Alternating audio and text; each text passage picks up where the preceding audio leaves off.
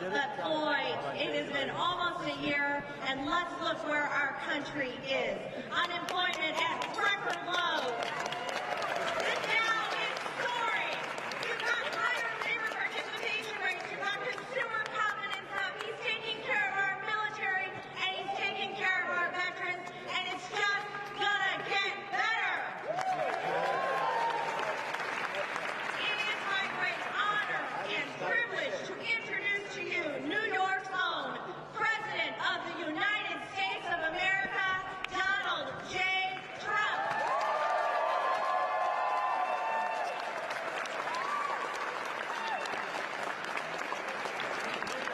Okay, he made me back page a little bit longer.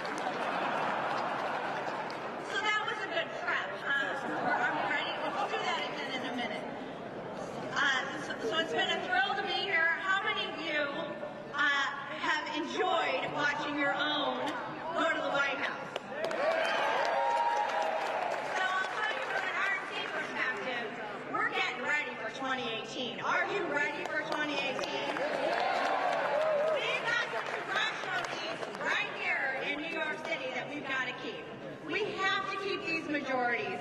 We have to keep our majority in the Senate. We have the best staff we've had in 70 years, and we're so thankful you're here, but we're going to need you engaged and committed all through 2018, because it's going to take every one of us giving everything we have so that we can keep these majorities, because we know where are the Democrats right now.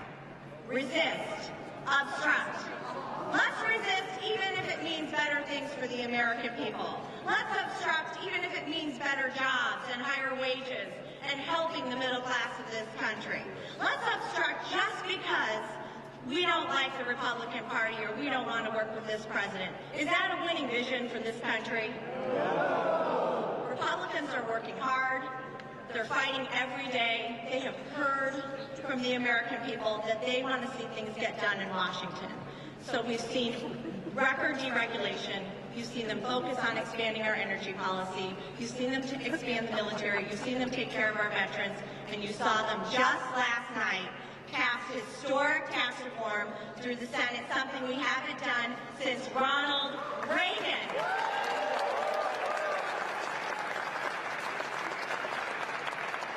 And now we're seeing the results. And we're seeing our economy improve and consumer confidence up, and people are feeling better. And what a great time of year to feel better about our country, Christmas time. And so I can't think of a better Christmas gift than bringing our president to the stage, Donald J. Trump.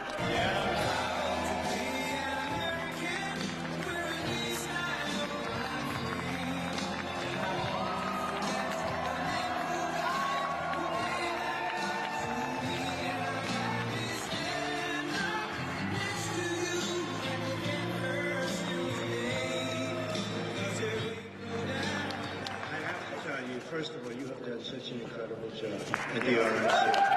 Ronna. So, you know, Ronna, I didn't know Ronna too well. And then there was a place called Michigan.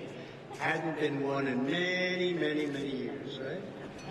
And she was somebody that was up there working very hard. And everybody said, well, you're wasting your time. Republicans can't win in Michigan.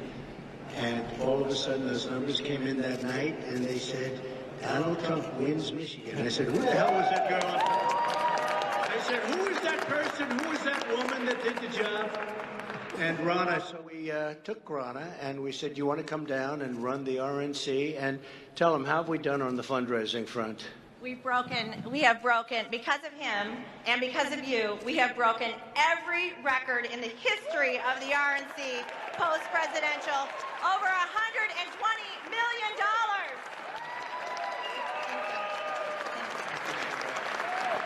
Great job. Ronna has been outstanding. Great job. And we have a lot of folks that have helped us so much with the campaign, but I'm going to talk to you about another campaign that we just finished last night. So last night at about 3 in the morning, I got a call. I said, call me. You can call me. It's the largest tax decrease in the history of our country by far. Not even close. And by the way, where's Giuseppe Cipriani, my friend for a long time? Where is Giuseppe? Giuseppe. And where's Paolo? Paolo. Oh, what a trouble.